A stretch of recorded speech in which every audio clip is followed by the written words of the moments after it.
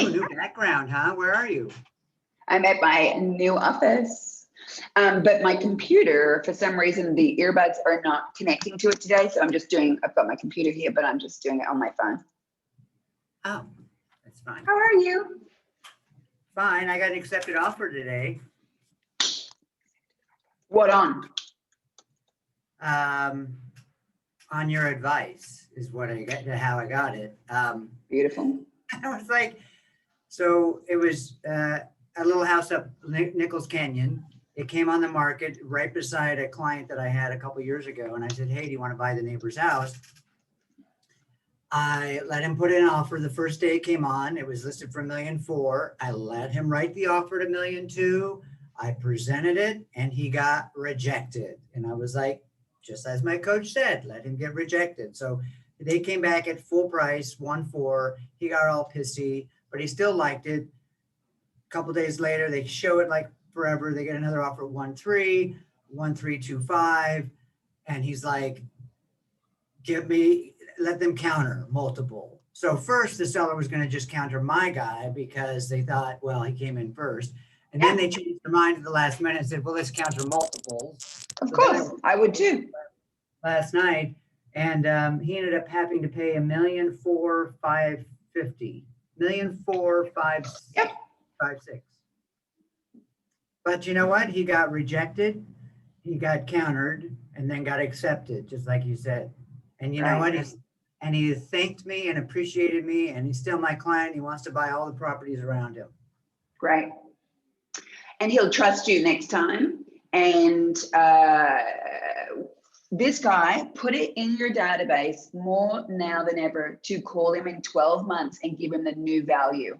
Someone that basically pays at the top, a little bit over, they need to know in 12 months that it's now $100,000 more than they paid. And they'll be like, yeah, well, the reason why he bought it is because I sold him an acre on one land, 2 years on the one side, and then he has his big house, and then this other is 17,000 square foot lot. So now he's going to have a frontage of 250 foot long. Listen, this guy was being ridiculous from the get-go to not accept the initial counter because it's not like even another house would have met. It's only this house. That was also the conversation to have with him as well. Right. But you did the right thing. Anyway, so we got that. That's the good thing. Yeah, he's in a weird position. Whenever I have someone that's like, I don't want any house. I need that one. It's next to my sister. Or I need that one because I want to make a double-sized lot. And it's like, okay, then don't dick around with the price. Well, what happened? He's like, well, I'm not really sure. It's kind of a dinky thing. And I go, look, it's going to add value to your home.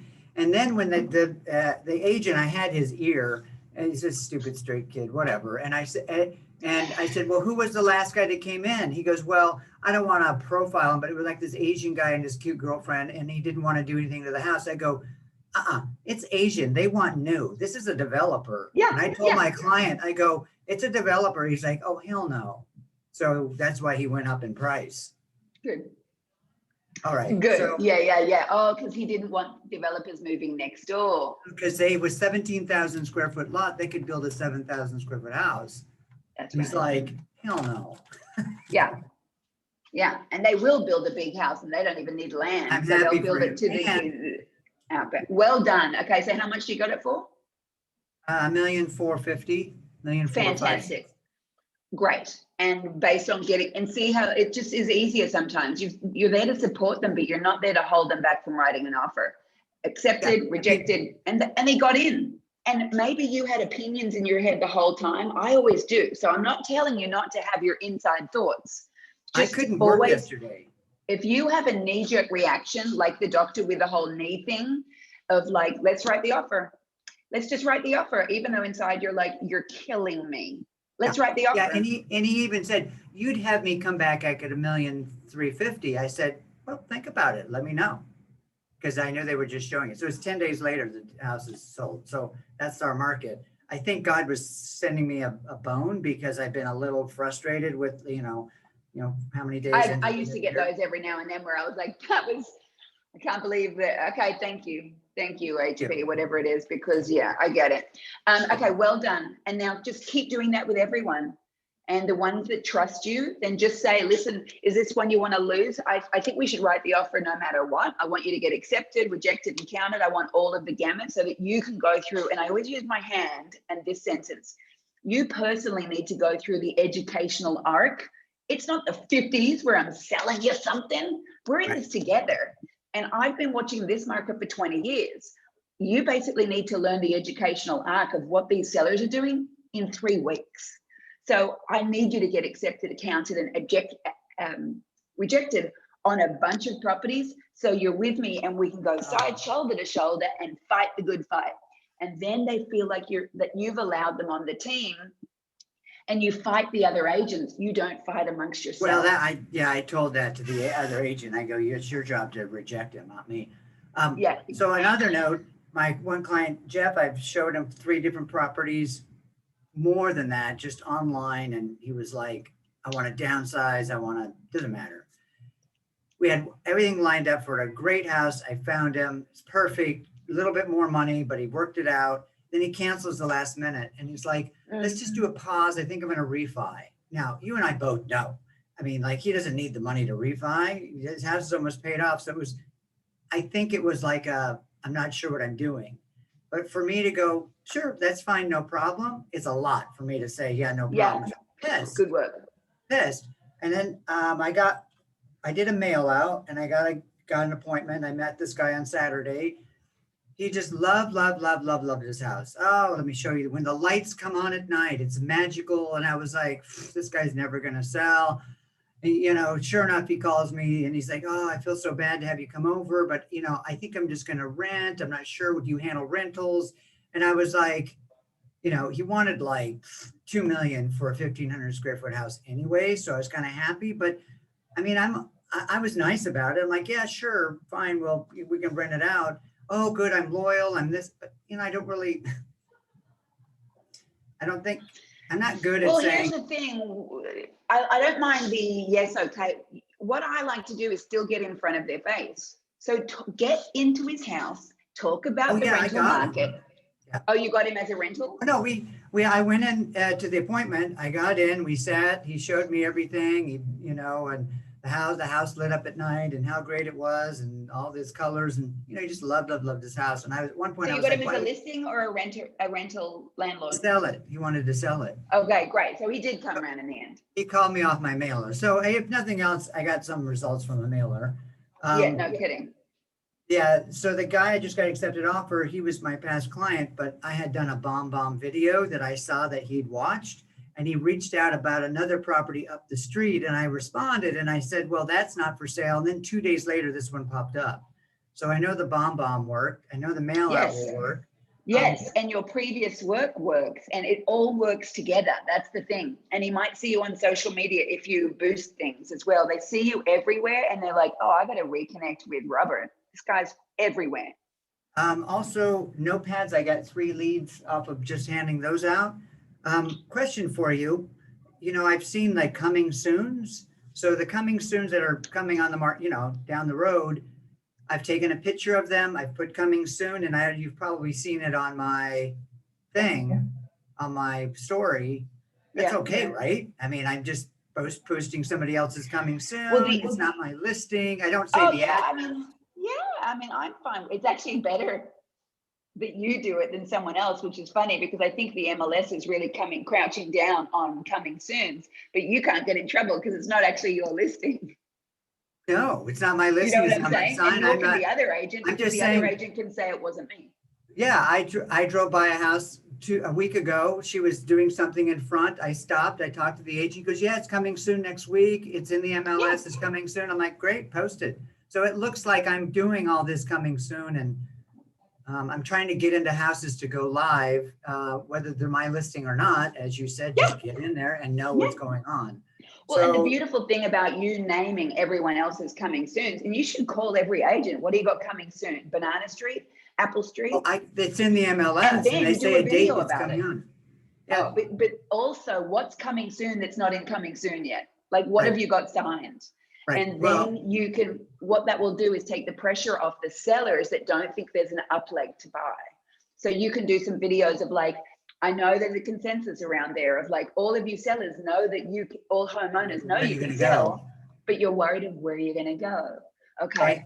I just want you to know, not only is there coming soon's coming on right now, but I also have a great relationship with a lot of our local community realtors, a lot of my colleagues that I come across in many deals, and we discuss what is coming soon to be coming soon. And I just want you to know, I've just spoken to a few realtors, and there's at least 8 coming on in our community that aren't even in the coming soon yet. They're coming soon to be coming soon. It's basically like Christmas Eve. Right. You know, whatever you want, a joke, right? Yeah, so there was a sign down the street from my office, and I called the agent. I go, "When's it coming soon?" "Oh, well, they're just staging it." So Right. part of me is like, "Oh, well, that was an expired listing. Why didn't I know about it? Why didn't I go after it?" And I even asked the guy, "How'd you get it?" But anyways, so he let me go in, take a video for my client, and then I sent it to them. And so I have, is it coming soon? It's not even on the market yet, but I've advertised it on my Facebook with photos. And so it looks like I'm By doing. the way, just as like super being tight with the local agents and making sure you can get relationships out of maybe ones you don't have, shoot that guy, send him a gift voucher to something, a $5 something, or even an email, just something like, by the way, Jerry, thanks so much. I boosted it and posted it. I got to tell you, there's so many realtors that don't realize we're in this together, and you get me and I get you. And I want you to know, I really appreciate what you did. Yeah. Agents, clients come and go, but agents stay around forever. We do. And too many agents treat the other agents like, you know, when it's a seller's market, they're all trying to pretend they're Queen Elizabeth. And when it's a buyer's market, they're all like, you know, the old fashioned sales, hungry, calling your names because you're not letting them do anything. So the fact that he let you in when you're staging, dude, that's a really big thing for another agent to do. Like, we're staging it on Friday. Come by and take a video, do whatever you want. I'm chill with that. I mean, that was good. You know, the other agents, I never knock down another agent, you know. And I go after a multiple offer the way I would want to feel like another agent was going to actually get their client to close on an offer. So like, I followed up with this guy. I saw him at the property. I met him over there a couple times when he was showing the property. I called him 3 times yesterday, in the morning, at noon, at evening. And we were on the phone. And here's on your video, what you can do as well is talk about the other agent, do a little video and just say, hey, listen, it's Clive Owen's listing and it's coming soon. What I love about Clive is that he has a similar outlook as I do. He loves our buyers in the market and he loves sellers. He truly loves putting people together. And he actually let me go into his listing, which is a gem of so you're bringing him up. But what you're kind of doing is saying that he's like you. Tagging. You see, so you're bringing yourself up. He has a general love of our buyers, our sellers, and he's trying to put people together. They're my favorite agents. We are like-minded. And that's some of the community, because what you want to do is, us agents are getting a beating at the moment because everyone thinks it's our fault. Prices are going up. Well, so that's a fun video too. So a couple questions, cleaning house. I'm thinking about canceling contactually. I don't use them. I used all those contactually contacts and I put them in BombBomb as a video, which I think is more effective because I'm more inspired to do a video. And and where are all your notes? That's where you're failing, the big fail. The Robert that's working this year, that's doing as much great work and conversations as you're doing, is going to wish you'd written better notes next year and the year after. You, if you're canceling a CR, I don't care if you get an Excel spreadsheet, but you need notes. It makes sense that they're online because I promise you, you and I are going to get you an assistant.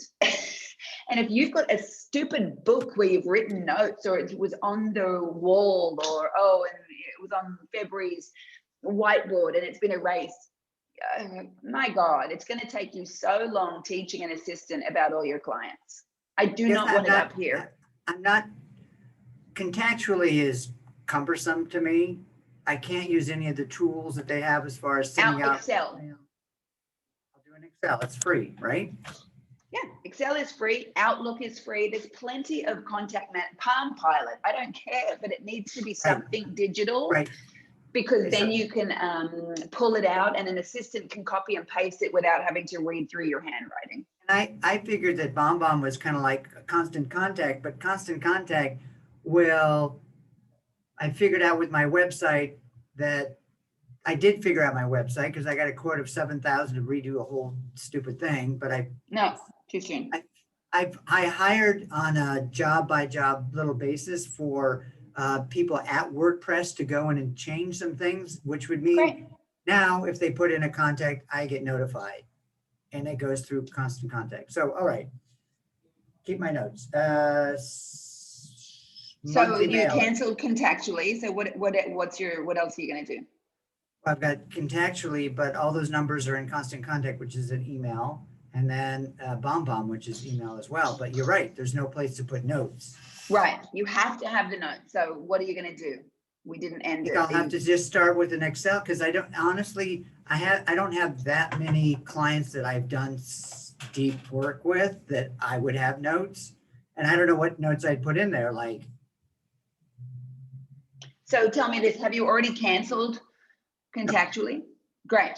So what you want to do is download a CSV file, which is basically an Excel sheet with everything. And then you go to that and it's already got the names and numbers. And now you just need to write the notes in. But if you cancel that and then have to do every person's no. name. I exported it and I've got a month. So I talked to you first. I'm not going to cancel that without talking to you. Great. All right. Now, So I do love Contactually, but at the same time, you can re-up it later. So you need to have notes. You've got BombBomb, you've got that. Right, next question. All right. My mailer, I have like 775 people in my farm, which is a media farm. I should add my sphere of influence to that farm, right? Would they get that monthly mailer, even though it's not in their neighborhood or? Yeah, you can send it separately or send them the same thing. I used to send my sphere and past clients wherever they're at, even if they sold them in Huntington Beach. Doesn't bother me. All right, so just add them to my just sold thing. Now I got another just sold coming up. Now this will be my March mailer, but I'll have to expand my little geographical area. But And what's your title for the just sold? What's your hook? Oh, I don't know. I haven't thought about it yet. So Tom is not a fan of just listed, just sold. No, I don't say Because that. that's what I mean. So what do you say? Oh, yeah. The last one that went out was every street in Hollywood has a story. And then this last one that went out, it's not going out yet. We're still in the design phase, but it was like how to sell stress free. And then it has, open houses, no brokers opens, you pick the timing, we close, call Robert Erickson, that how to sell stress free. Earbuds just stopped. I just got those things. I'm nervous. They're going to stop, but whatever. Right. I've had these for 2 years and they're just starting to wig out. So I'm in love with them. I got to go get another one though. Right, They're so, awesome. Website. Okay. So I got this. What was the story for the just sold, just briefly? The story for the just sold, this last one was, I don't know, how to sell stress free. And what was so stress-free about the deal? No brokers opens, no showings, pick the time you close, all cash, no inspections, call Robert. Okay, and you did for that deal? Well, this is just going out for February. For that deal, it was that. It was that for that deal. Yeah. So there's two sides of your mailer. The front side is like detail about that particular deal, and on the back is where you could do that. Right. I have that on the back. I forget the front. Somewhere. Yeah. On the front where you can say, you can do a story. I mean, did he or she have to move? Was it investor? What is the story quickly? He inherited the house and he's going to do a 1031 exchange. And, I could say, look, it's the carriage house to the, whatever house next door. 1031 exchange is the hook. How do you do a 1031 exchange during a pandemic? Or doing a 1031 exchange during a pandemic And then there's the picture, it's sold, and on the back you say how to do a stress-free sale. No brokers, no this, no that, no that. But that's two birds with one stone right there. Okay, that's a good idea because I'm running out of ideas. All right.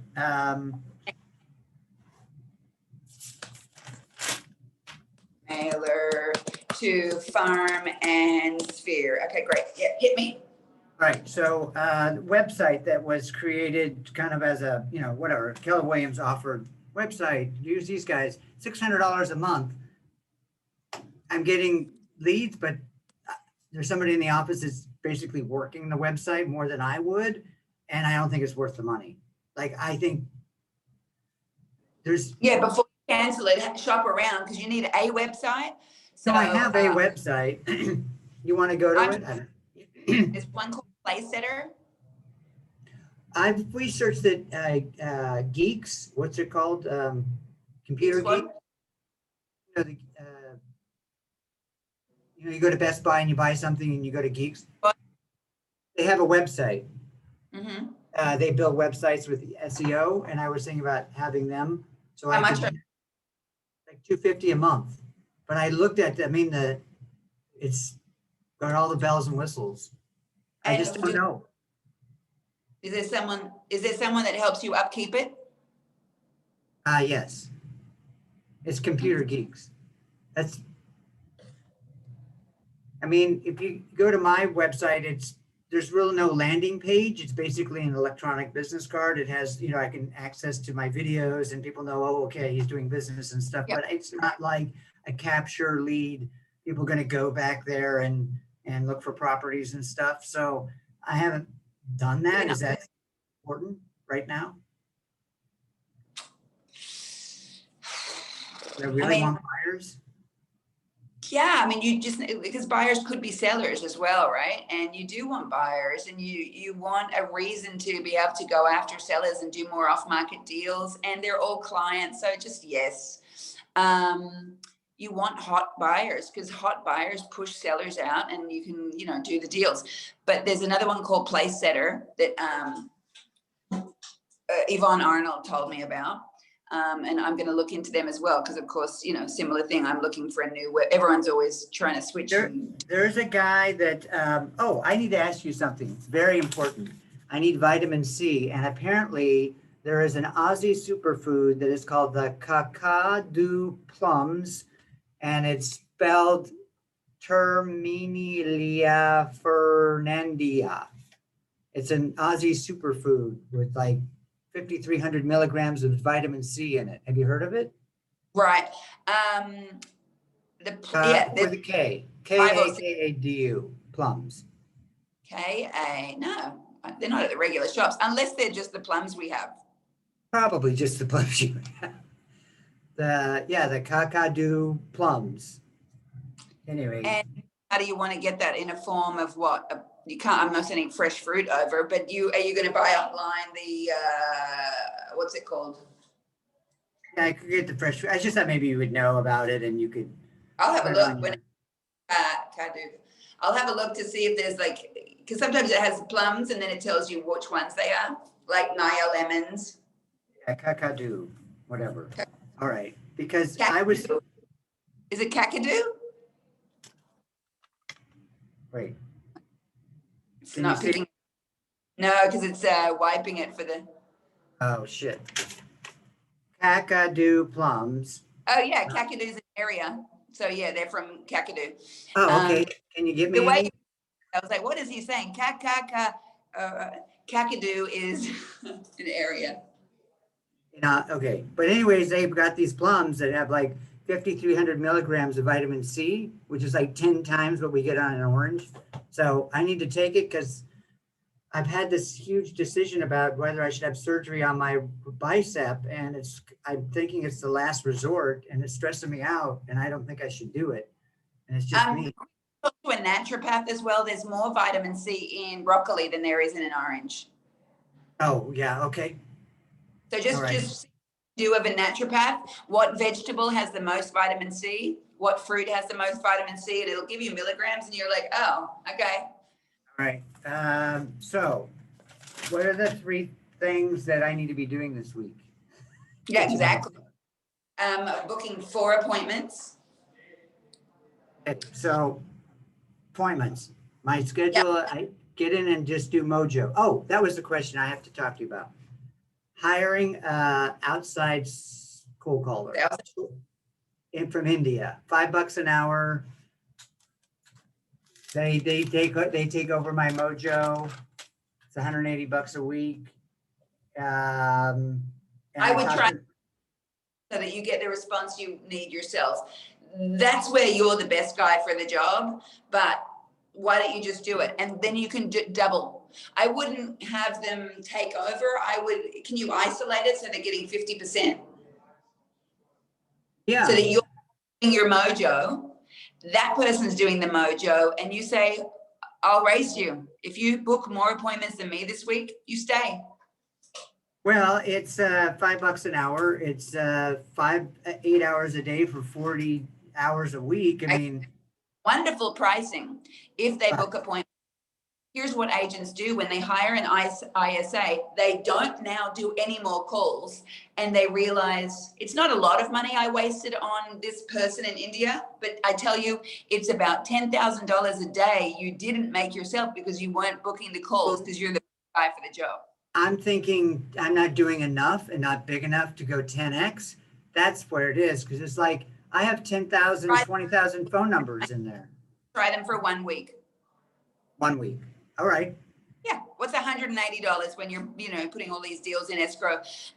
You don't want them to burn. You might give them expireds. You might give them a particular year-old clients, whatever it is. Well, I was just going to give them cold numbers for all of LA. Sure, cold numbers, but not past clients, not people you No. know. Okay, Yeah, sure. Not expired, just cold call. Yeah, 1 week. Tell me how it goes. And be specific of what scripts you want them to use, what you want booked, and how you want that set up, and when you want your appointments booked for. Otherwise, it's a hot mess. I talked to him today. I've tried to make sure that he had an accent. Didn't have an accent. Is it? Didn't have an accent at all. Great. And then role play. Do 2 role plays and just be like, okay, you need to be lighter. You need to be more fun. You need to be funny. Because that's what I, Robert. The tricky thing with an ISA I noticed is when I got to the appointment, they were not expecting that person, but that style. So if that person's quiet and Joe waltzes in, the person got booked based on the fact of a personality match. And I'm not that. Well, when they wanted me to sign a contract, then they were going to give me some guy. And I said, no, let me talk to the guy first. And so I did today, and it was very conversational. It sounded kind of like me, but. For a week? Yeah, 1 week. Okay. Right. 1 week, do that. And then book 4 appointments. I would race him to the punch and also school him and help him. You want him to win. I want you to win. So role play with him. Yes. And then role play with him for 5 minutes the following day. And even if it's coming out of his hours, I don't care. If role playing for 10 minutes with him every day helps him book more appointments for you, it's a win. Yeah. Yeah. But you could to do that you like, that's not working, and say, I'll give you, sort of $200 a week, and I'll give you 1% of a close if you book the appointment that closes. Right. It's just something I'm thinking a little bit bigger. Right. Okay. That's your homework, and the video I love, the mailer I love.